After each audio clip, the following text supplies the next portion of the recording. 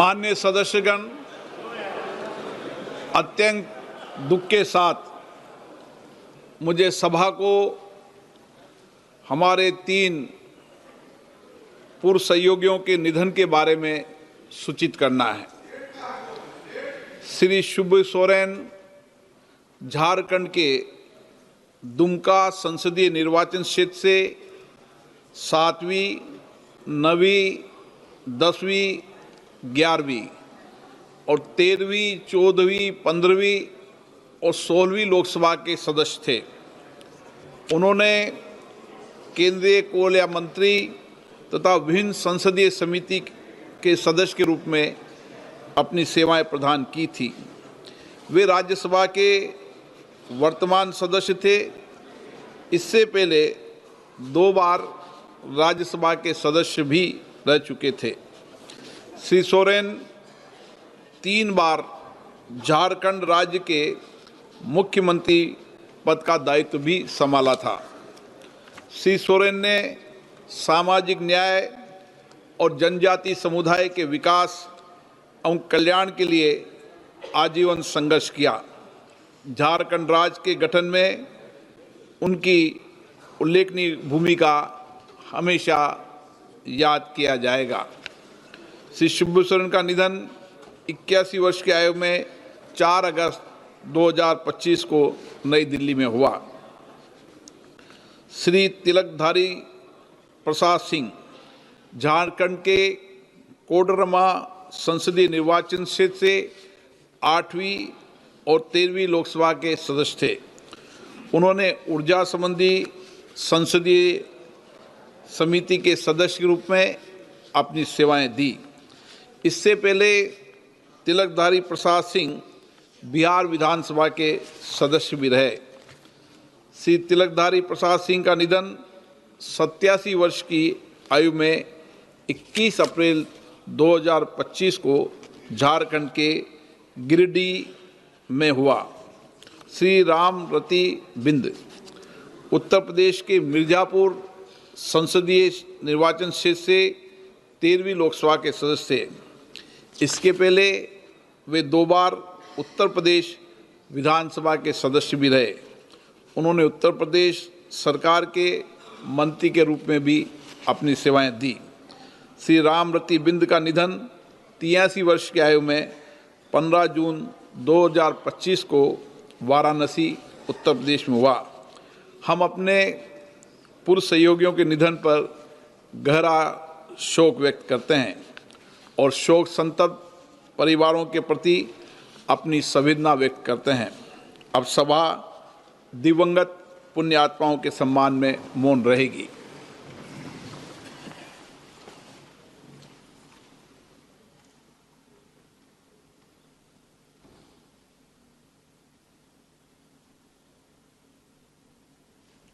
ओम शांति। प्रश्नकाल question number 221 Shri Madhav Naini Raghunandan Rao. Honourable speaker sir, question number 221। माननीय मंत्री महोदय। माननीय अध्यक्ष महोदय, एक विवरण सभा पटल पर रख दिया गया है। माननीय सदस्य। Honourable speaker sir, will the Minister of Agriculture and Farmers Welfare may be pleased to state the details of the schemes providing subsidies and other benefits available to the farmer, the instances of suicides by the farmers of the country and the steps taken to address the issue. The details of the direct benefit scheme made to the farmers include the Kisan Samman Nidhi. The details of the measures taken for welfare of the farmers, more particularly in the state of Telangana.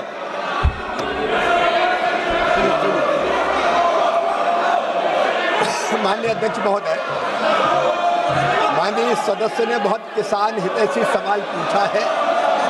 मैं इसका जवाब देना चाहता हूँ। ये सवाल किसानों के व्यापक हितों से संबंधित है। ये सवाल किसानों की आय बढ़ाने के लिए है। ये सवाल किसानों के कल्याण की योजनाओं के बारे में है। माननीय अध्यक्ष महोदय, मैं आपका संरक्षण चाहता हूँ। ये विपक्ष क्या तमाशा कर रहा है? माननीय अध्यक्ष महोदय, लोकतंत्र की हत्या प्रतिपक्ष कर रहा है। मुझे सवालों का जवाब नहीं देने दे रहा। मेरे सवाल किसानों से संबंधित, गरीबों के कल्याण से संबंधित है। ये केवल लोकतंत्र की हत्या कर रहे हैं। किसानों का अधिकार है उनकी कल्याण की योजनाओं के बारे में जानना। ये उससे रोकने का प्रयास कर रहे हैं। माननीय अध्यक्ष महोदय, मैं जवाब देना चाहता हूं। आप जवाब दो। हल्ला गुल्ले में माननीय अध्यक्ष महोदय, जवाब दो आप। माननीय अध्यक्ष महोदय, आज मैं दावे के साथ ये कहना चाहता हूं कि प्रधानमंत्री नरेंद्र मोदी जी के नेतृत्व में पिछले 10 सालों में, 11 सालों में किसानों की आय दुगनी करने के लिए अनेकों कदम उठाए गए। उत्पादन बढ़ाना, उत्पादन की लागत घटाना, उत्पादन के ठीक दाम देना, लाभकारी मूल्य देना, नुकसान हो जाए तो भरपाई करना, कृषि का विविधीकरण और प्राकृतिक खेती जैसे अनेक उपाय किए और उन उपायों के परिणाम स्वरूप माननीय अध्यक्ष महोदय, किसानों की आय बढ़ी है और लाखों किसानों की आय दुगनी से ज्यादा हुई है। माननीय अध्यक्ष महोदय, मैं आपके सामने निवेदन करना चाहता हूँ। पीएम किसान सम्मान निधि, प्रधानमंत्री फसल बीमा योजना, उर्वरक सब्सिडी, MIS, इन योजनाओं के अंतर्गत ही विपक्ष सुन ले, प्रधानमंत्री किसान सम्मान निधि के अंतर्गत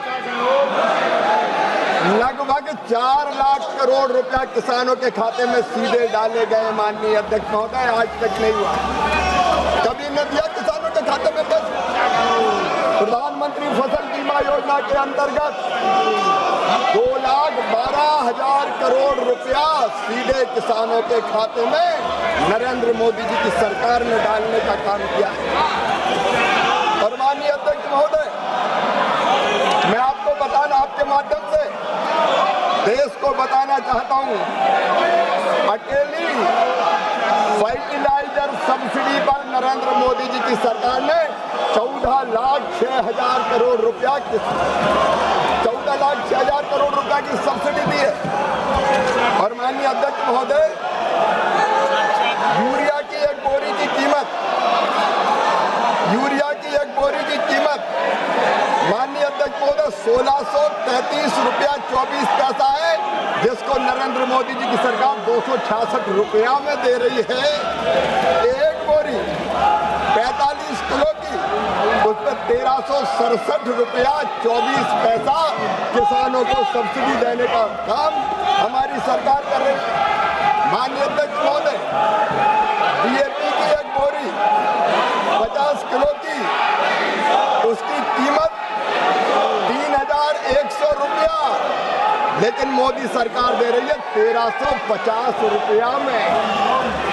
कुल मिला के अकेली उर्वरक सब्सिडी पे 14,06,000 करोड़ रुपया किसानों को दिए गए। और माननीय अध्यक्ष महोदय, MIS स्कीम के तहत किसानों के खाते में 1,62,000 करोड़ रुपया नरेंद्र मोदी जी की सरकार ने डालने का काम किया है। माननीय अध्यक्ष महोदय, विपक्ष में दम है तो सुन ले, किसानों के लिए हमने कितना काम किया है। किसानों से दाल, तिलहन और खोपरा की खरीदी नारे लगाने वालों की सरकार थी, तब की गई थी केवल 6 लाख मीट्रिक टन, हमने किए 1,70,000 मीट्रिक टन। माननीय अध्यक्ष महोदय, 1,70,00,000 मीट्रिक टन। और माननीय अध्यक्ष महोदय, ये सुन ले, गेहूं की खरीद पर, पीएम आशा योजना के अंतर्गत खरीद पर और धान की खरीद पर हमने क्रमशः 70 लाख रुपया, 1,70,000 करोड़ रुपया। गेहूं की खरीद पर 6,04,000 करोड़ रुपया, धान की खरीद पर 14,43,000 करोड़ रुपया किसानों के खाते में डाले। और पूरा देश सुन ले, 11 साल में 43,87,000 करोड़ रुपया किसानों के खाते में डाल के उनकी जिंदगी बदलने का काम मोदी सरकार ने किया है। In the last 10 years, Adhyaksh Mahoday, the government of India has developed various new varieties of seeds and many new agricultural techniques. Has any steps taken by the government to make the farmers aware of the campaign been launched to make the farmers aware about this issue? Could you please provide the details to this house? And second question is, in India more than 80% are small and marginal farmers. Could you provide full details of which government schemes are benefiting small and marginal farmers and whether these efforts are increasing the income of farmers? Lastly, Adhyaksh, could you provide the details of the agricultural schemes that have implemented the direct benefit transfer to ensure the seamless benefits of the farmers and citizens?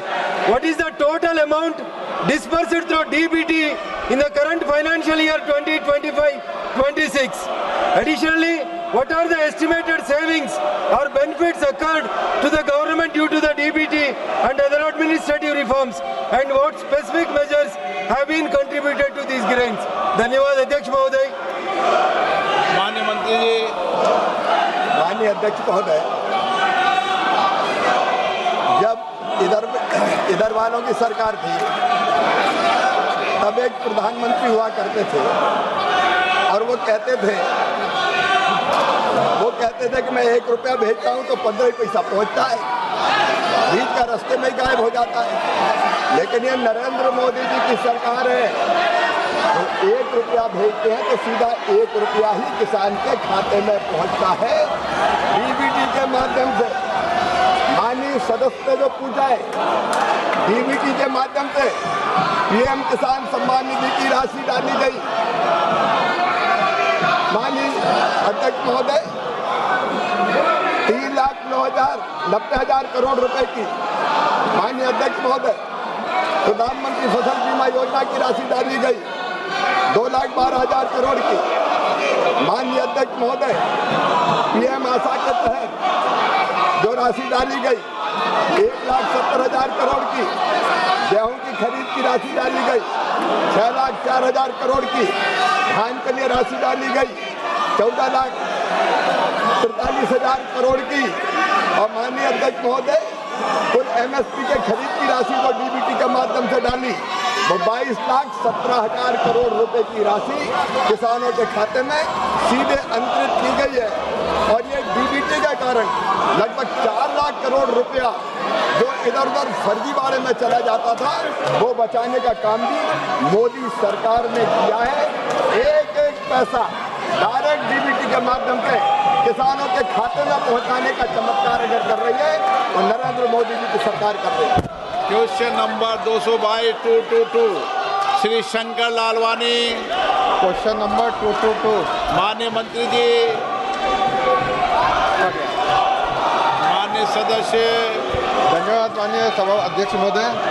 मैं माननीय मंत्री जी का धन्यवाद देना चाहता हूं, उन्होंने बहुत ही विस्तार के साथ जवाब दिया है। मैं माननीय मंत्री जी से जानना चाहता हूं, क्या संघ राज क्षेत्र लद्दाख के पुनर्गठन के बाद सड़क संपर्क में सुधार और विस्तार हुआ है? पहला।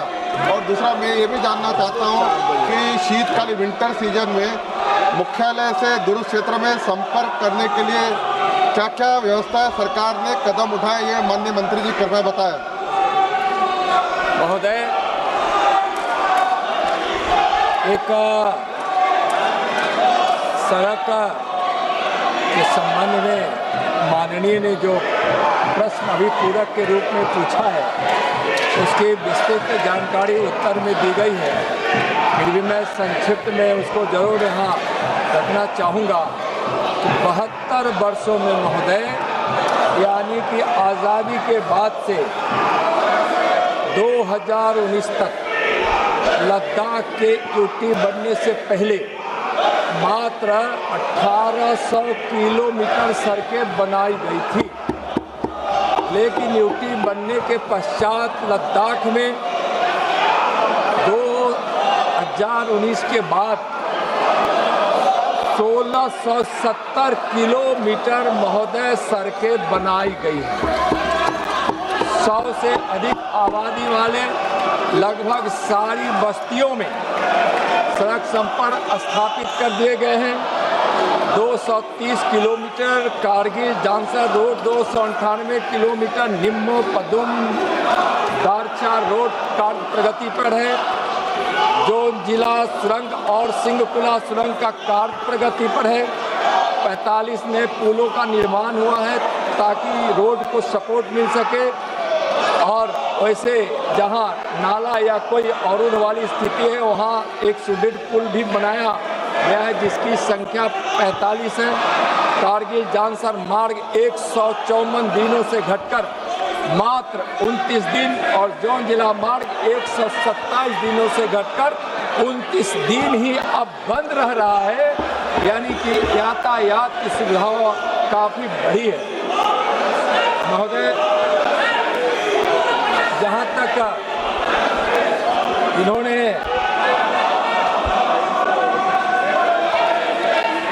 सर्दियों में लद्दाख के मार्ग के अवरुद्ध होने के कारण पर्यटकों और स्थानीय लोगों को जो भारी परेशानी उठानी पड़ती थी, अब लद्दाख में कनेक्टिविटी सुनिश्चित करने के लिए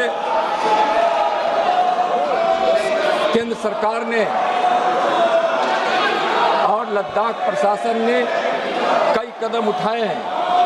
138 बर्फ हटाने वाली मशीनों की खरीद की गई है।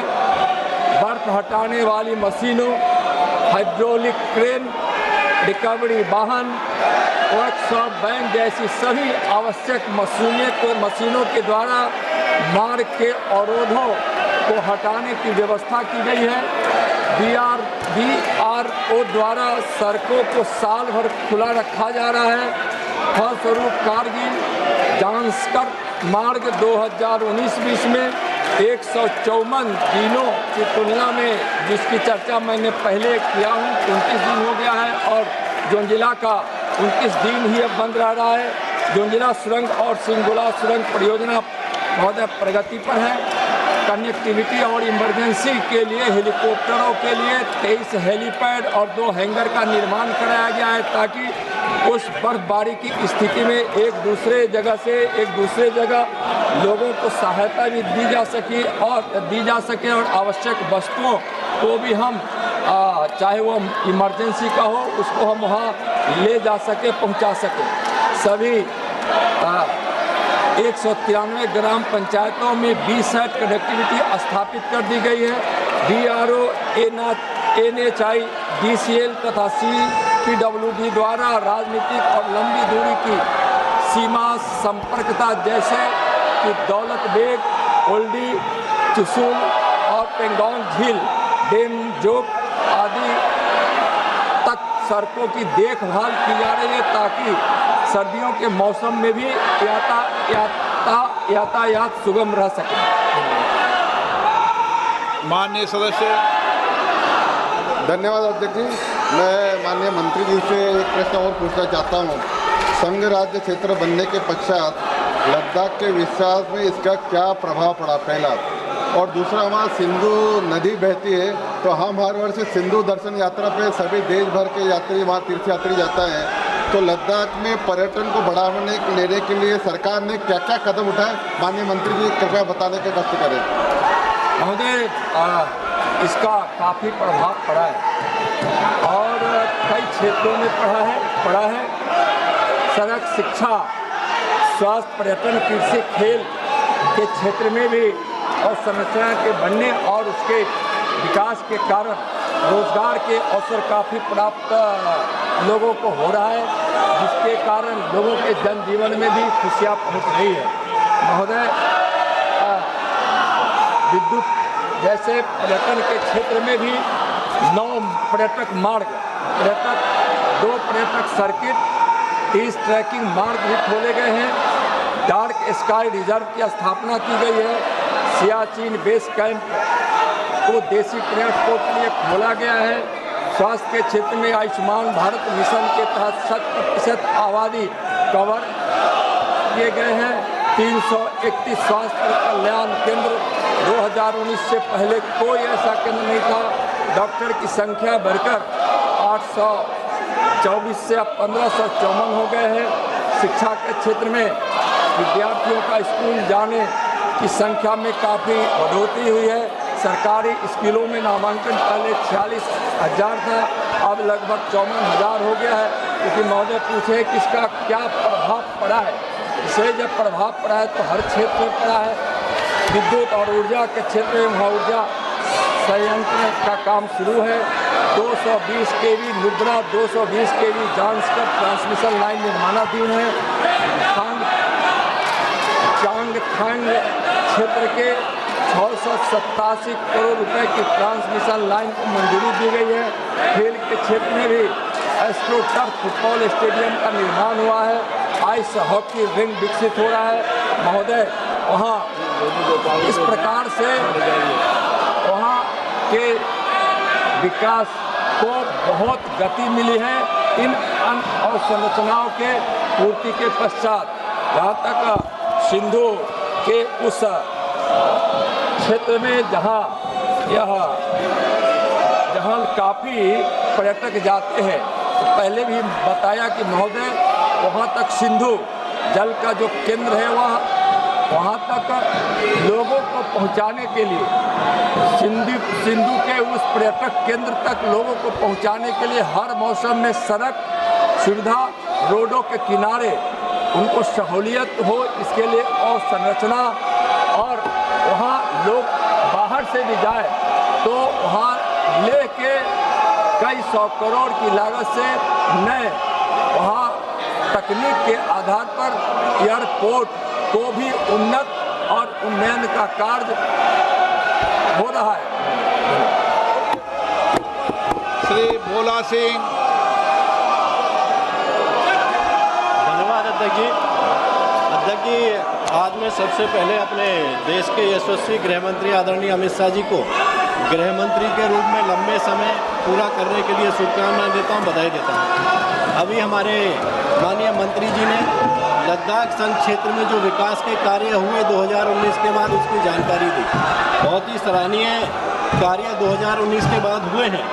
माननीय अध्यक्ष जी, मैं आपके माध्यम से माननीय मंत्री जी से जानना चाहता हूं, क्या माननीय मंत्री जी ने संघ राज्य लद्दाख को बनने के बाद कृषि और बागवानी के क्षेत्र में विकास के लिए क्या कदम उठाए हैं, और कदम उठाए हैं तो उनका परिणाम क्या है? महोदय, कृषि और बागवानी पर वहाँ की अर्थव्यवस्था भी काफ़ी हद तक निर्भर है, और वहाँ के कृषि और बागवानी के क्षेत्र में सरकार ने कई कदम उठाई। आप सदन नहीं चलाना चाहते हैं, सदन को नियोजित तरीके से, योजनाबद्ध तरीके से आप बाधित करना चाहते हैं। मैंने प्रयास किया सदन को चलाने का, माननीय सदस्यों का समय होता है, लेकिन आप को कई बार आग्रह करने के बाद भी आप संसद की गरिमा और मर्यादा को गिरा रहे हैं। आप दुनिया के सबसे बड़े लोकतंत्र होने के बाद आपका व्यवहार और आपका आचरण संसदीय मर्यादाओं के अनुरूप नहीं है। मैं पुनः आग्रह करना चाहता हूं, सदन अपनी अपनी सीट पर बैठे तो सदन चलेगा। नियोजित तरीके से, योजना तरीके से सदन स्थगित कराना लोकतंत्र के लिए उचित नहीं है। आप देश की जनता की भावनाओं के अनुरूप कार्य नहीं कर रहे हैं। आप सदन चलाना चाहते हैं, सदन की कार्रवाई आज 2 बजे तक के लिए स्थगित की जाती है।